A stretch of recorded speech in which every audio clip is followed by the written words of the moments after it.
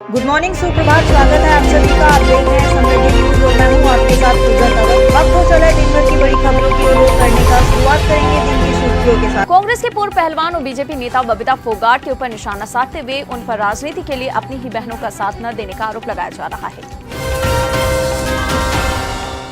बबीता फोगाट ने प्रियंका गांधी के पहलवानों के मंच पर जाने को लेकर विरोध जताया था और धरना दे रहे पहलवानों को राजनेताओं से दूर रहने की सलाह दी थी। इसे लेकर कांग्रेस की सोशल मीडिया हेड और प्रवक्ता सुप्रिया श्रीनेत ने बबीता फोगाट पर निशाना साधा और लिखा कि बबीता फोगाट जो सड़क पर बैठी अपनी मजबूर बहनों का साथ न दे, वो नेत्री बनने का ख्वाब देख रही हैं। पहलवान बजरंग पुनिया ने इस बारे में कहा कि वो भारत की बेटियों के लिए इंसाफ की लड़ाई लड़ रहे हैं, लेकिन कुछ लोग प्रदर्शन को भड़काऊ आंदोलन के तौर पर पेश करने की कोशिश कर रहे हैं।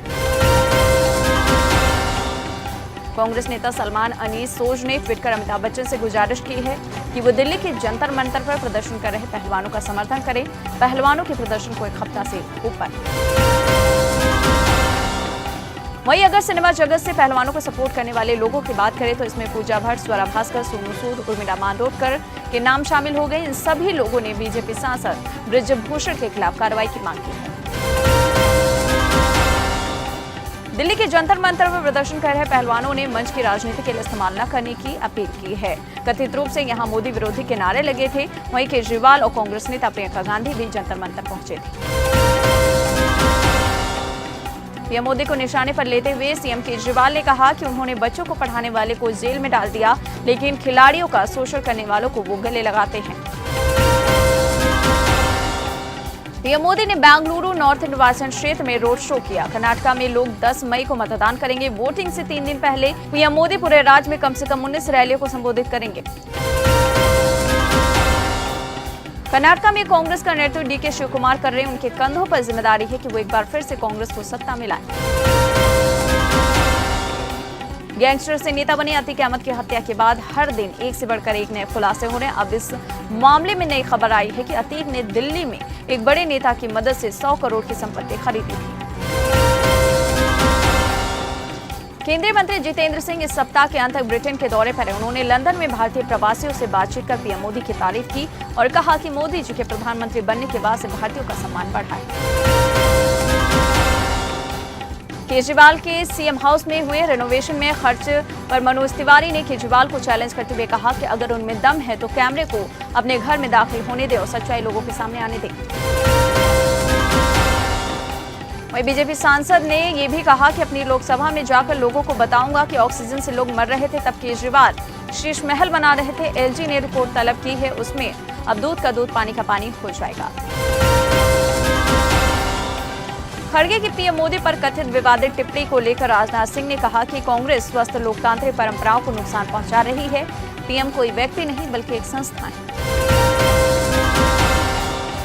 सूरत कोर्ट ने मोदी सरनेम मामले में कांग्रेस नेता राहुल गांधी को सजा सुनाई। हालांकि राहुल ने सूरत कोर्ट के फैसले के खिलाफ गुजरात हाईकोर्ट में अर्जी दाखिल की हुई है। अगली सुनवाई मंगलवार को। बिहार के बाहुबली नेता आनंद मोहन की रिहाई का मामला शांत होने का नाम नहीं ले रहा। आईएसजी कृष्णैया के पति उमा कृष्णैया ने आनंद मोहन की रिहाई का विरोध किया। अब उन्होंने इस मामले में सुप्रीम कोर्ट का दरवाजा खटखटाया है। संजय राउत ने आरोप लगाया है कि रत्नागिरी जिले के बारसो गांव में लोगों पर पुलिस सऊदी अरब के इस्लामिक तेल रिफाइनरी के लिए नृशंस तरीके से हमला कर रही है। उन्होंने कहा कि स्थिति तब है जब राज्य में हिंदुत्ववादी सरकार है। नौसेना प्रमुख एडमिरल आर हरि कुमार ने कहा है कि हिंद महासागर क्षेत्र में किसी भी समय चीन से 3 से 6 युद्धपोत होते हैं। भारत की ओर से पैनी नजर रखी जा रही है। प्रियंका गांधी ने पीएम मोदी पर जमकर निशाना साधा। कहा कि उन्होंने नरेंद्र मोदी के तौर पर एकमात्र ऐसा प्रधानमंत्री देखा है जो लोगों की व्यथा सुनने के बजाय उनके सामने अपनी व्यथा सुनाते हैं। वहीं प्रियंका ने आरोप लगाया कि राज्य में बीजेपी सरकार किसी का सम्मान नहीं करती, चाहे वे लोग हों, उनके वोट हो या वो राज्य हो जहां पर वो शासन कर रही है, या वरिष्ठ नेता जगदीश शेट्टार जो हाल ही में टिकट नहीं दिए जाने के बाद कांग्रेस में शामिल हो गई, या पूरा लिंगायत समुदाय। निकाय चुनाव से पहले भाजपा ने बड़ी सेंधमारी की। कांग्रेस लखनऊ उत्तर के पूर्व अध्यक्ष अजय श्रीवास्तव अज्जू भाजपा में शामिल हो गए। वहीं बिजनौर आलौद के जिला महासचिव रविंद्र शास्त्री ने भी भाजपा का दामन पकड़ लिया। ऐसे में निकाय चुनाव आने ही वाले हैं और पार्टियों के कई नेता भाजपा में शामिल हो रहे हैं। केंद्र सरकार ऑपरेशन कावेरी के तहत सूडान में फंसे भारतीयों को स्वदेश वापस ला रही है। सूडान से लौटने वाले ऐसे भारतीय नागरिक दिल्ली और मुंबई एयरपोर्ट पर आ रहे हैं। इसी बीच बिहार के सीएम नीतीश कुमार ने सूडान से भारत लौटने वाले बिहार के निवासियों को ध्यान में रखते हुए अहम फैसला सुनाया और फैसले से नीतीश कुमार बिहार के लोगों को राहत देंगे। डिप्टी सीएम और बिहार के स्वास्थ्य मंत्री तेजस्वी यादव ने अस्पतालों में मिली खामियों पर नाराजगी जताई। उन्होंने कहा तय किया गया था कि काम हो, लेकिन वहां कुछ और दिख रहा है। उन्होंने वहां मौजूद अधिकारियों को जमकर फटकार लगाई। आचार संहिता के उल्लंघन मामले में पूर्व मंत्री राम प्रवेश राय को झटका लगा। कोर्ट ने कहा कि आप कानून तोड़ेंगे और राहत खोजेंगे। बिहार में 2016 से शराबबंदी कानून लागू, इसको लेकर खूब बयानबाजी होती रहती है। वहीं जीतन राम मांझी ने इसको लेकर एक बार फिर से बड़ा बयान दिया। जीतन राम मांझी ने कहा कि नीतीश कुमार जल्द इसको लेकर सर्वदलीय बैठक बुलाने वाले हैं और उम्मीद है कि उसमें लचीलापन आ जाएगा, लेकिन इस दौरान जो लोग परेशान हैं, जीतन राम मांझी ने उसकी वजह सरकार पदाधिकारी को बताया। बागेश्वर धाम के पंडित धीरेन्द्र शास्त्री बिहार पहुंच रहे, इसको लेकर अब बिहार में राजनीति शुरू है। वहीं सुशील कुमार मोदी ने कार्यक्रम को लेकर बड़ा बयान दिया। सुशील कुमार मोदी ने कहा कि जब भड़काऊ भाषण देने वाले मुस्लिम सांसद ओवैसी को बिहार आने की इजाजत है, तो धीरेन्द्र शास्त्री जैसे गैर राजनीतिक व्यक्ति का विरोध क्यों किया जा रहा है। वहीं सुशील मोदी ने यह भी कहा कि अगर सरकार ने अपने वोट बैंक को खुश करने के लिए धीरेन्द्र शास्त्री का कार्यक्रम रोकने की कोशिश या गलती की, तो उसे भारी कीमत चुकानी पड़ेगी। एनसीईआरटी की 10वीं क्लास की साइंस की किताब से डार्विन की थ्योरी को हटा दिया गया। किताब में हुए इस बदलाव के बाद बड़ी संख्या में टीचर्स और वैज्ञानिकों ने इसका विरोध किया। अब इस मामले में खुद शिक्षा राज्य मंत्री सुभाष सरकार ने बयान दिया। उन्होंने डार्विन की थ्योरी हटाने की खबरों को भ्रामक प्रचार करार दिया।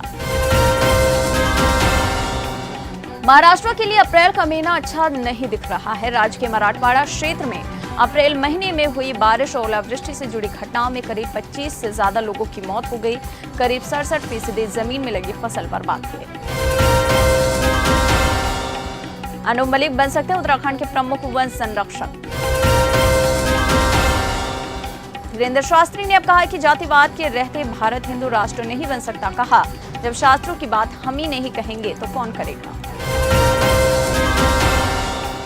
एमपी बीजेपी में संगठनात्मक फेरबदल हुआ। आशीष अग्रवाल बने मीडिया प्रभारी। ललिता यादव को बनाया गया प्रदेश उपाध्यक्ष।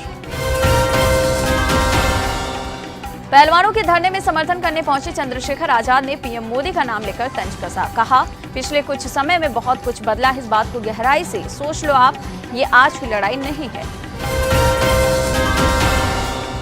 मेरठ में बसपा प्रत्याशी हशमत मलिक ने अतिक हत्याकांड का आरोप सीधे ही समाजवादी पार्टी पर लगाते हुए इसे मुस्लिम समाज की नाराजगी से जोड़ दिया। बसपा सुप्रीमो मायावती ने दलित मुस्लिम कार्ड खेल दिया। उन्होंने खुद स्वीकार किया है कि उनकी रणनीति से दूसरी पार्टियों की नींद हराम हो गई। उन्होंने इस संबंध में लगातार 2 ट्वीट किए। इसमें उन्होंने कहा कि 17 निगम में हो रहे चुनाव में बीएसपी ने मुस्लिम समाज को उचित भागीदारी दी। इससे प्रदेश भर में न केवल राजनीति गरमाई है बल्कि चर्चा तेज। उधर आर्मीनिया और अजरबैजान के बीच एक बार फिर से जंग होने का खतरा पैदा हो रहा है। हालांकि दोनों देश जंग से बचने की राह ही तलाश रहे हैं। दोनों मुल्क अमेरिका की राजधानी वॉशिंगटन डीसी में विवाद को सुलझाने के लिए बातचीत करने वाले हैं। भारत के अभिलाष टॉमी ने गोल्डन ग्लोब रेस में दूसरा स्थान हासिल कर लिया, इतिहास रच दिया है।